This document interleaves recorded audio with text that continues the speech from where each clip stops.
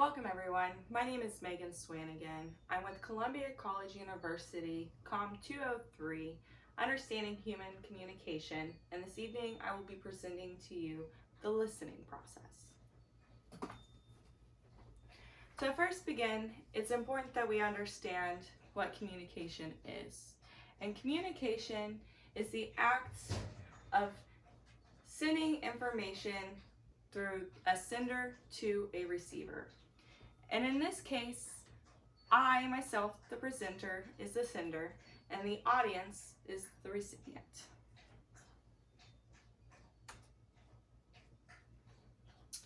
Before we also start discussing the listening process, it's important that we discuss hearing and listening and how they are different. Hearing is a physiological activity that occurs when sound waves hit functioning eardrums. Wood, 2016. The sense by which sounds are perceived, or the capacity to perceive sound, sound waves are converted into nerve impulses for interpretation by the brain. Hearing.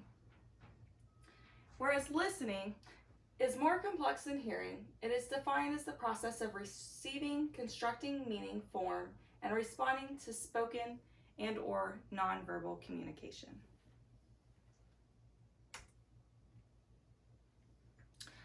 Let's take a look at this model, and on here we have all the processes of listening. And in the center, we start with being mindful. Now, as I go through this presentation, you will see how being mindful corresponds with the ones that are on the outside. But what does it actually mean to be mindful? Awareness. Be present in the moment. Give your full attention. Put your phone down. Make eye contact. Let the speaker finish and see things from their perspective. Bastos, 2021. This can be difficult due to the processing what others say at a faster rate than what they speak. Being mindful increases how individuals can understand the speaker's emotions and thoughts. And as I go through the process, you will see how mindfulness plays an important role in each. Physically receive the message. You want to be aware of others who can be hearing impaired. Face them, speak clearly, and give them your full attention. Hear the term talking with your hands. As you can see, I like to talk with my hands, and you'll see it throughout this presentation. But listening involves physically receiving communication. We might receive it by hearing sounds, interpreting nonverbal behaviors, reading lips, or ASL, American Sign Language. Listening is a combination of hearing what another person says and psychological involvement with the person who is talking. It demands that we set aside our own thoughts and agendas, put ourselves in another's shoe, and try to see the world through that person's eyes. Next, we have selecting and organizing communication. This is how the message is perceived. Do you tend to be more attentive to certain parts of communication and disregard others? Organize thoughts and perceptions through cognitive schema. Begin organization. Who the sender is. Is it a friend? Is it a colleague? Who is this person to you? Are they honest? Are they not honest? See, we use personal constructs to assess the sender. We then predict what the response will be, and then we finally choose the appropriate scripts. Do we respond by giving advice, or do we offer empathy?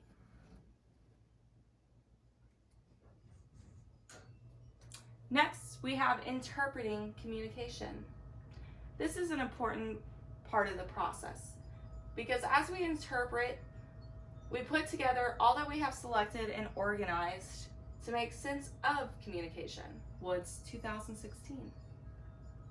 We want to be mindful of others and listen carefully, trying not to interrupt and take over the conversation. It is during this process that we understand the message is being delivered. We don't always agree what other people think or say, and we try to steer the conversation in the ways that we want the conversation to go. But it is this time that we just sit back and we actively listen, and we start to organize and process. And then we begin with responding. And this is where we're going to actually do the opposite of actively listen, but we want to reflectively listen. And by doing so, we respond with, which includes expressing interest, asking questions, voicing our own ideas on a topic, and otherwise communicating attentiveness.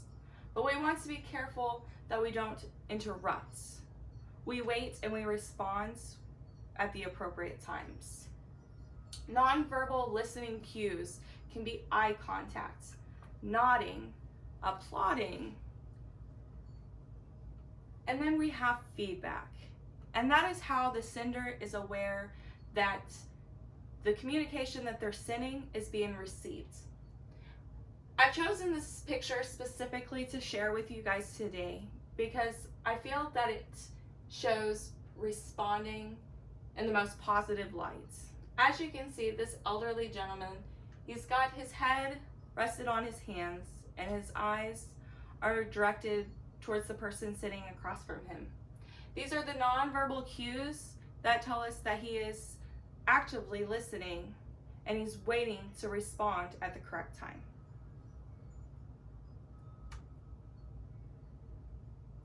Finally, we have remembering. It is at this point that it's important through the process that we go through each step to remember, because it becomes so easy for us as we're listening to someone communicate to get lost in the process. We might still be stuck at something that someone says 5 minutes ago because it caught our attention and we wanted to interrupt. We weren't being respectful. We weren't giving them the attention that they deserved. And according to the text, it says 8 hours after receiving a message, we recall only about 35% of our interpretations of the message. So I ask you today, how much of my presentation do you remember? Did I lose you at the beginning? Did I lose you at the middle? Was your phone interrupting? Were you more focused on what was going on, noises? Throughout my presentation, you probably could hear wind chimes or dogs. We have those natural outside effects that affect the whole listening process.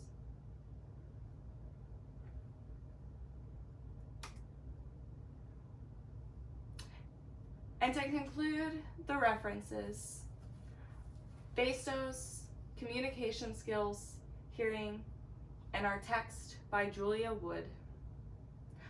I thank you for joining me tonight, and I hope that you've enjoyed this presentation and have learned a little bit more about the listening process and can incorporate that into your communication each day. Thank you.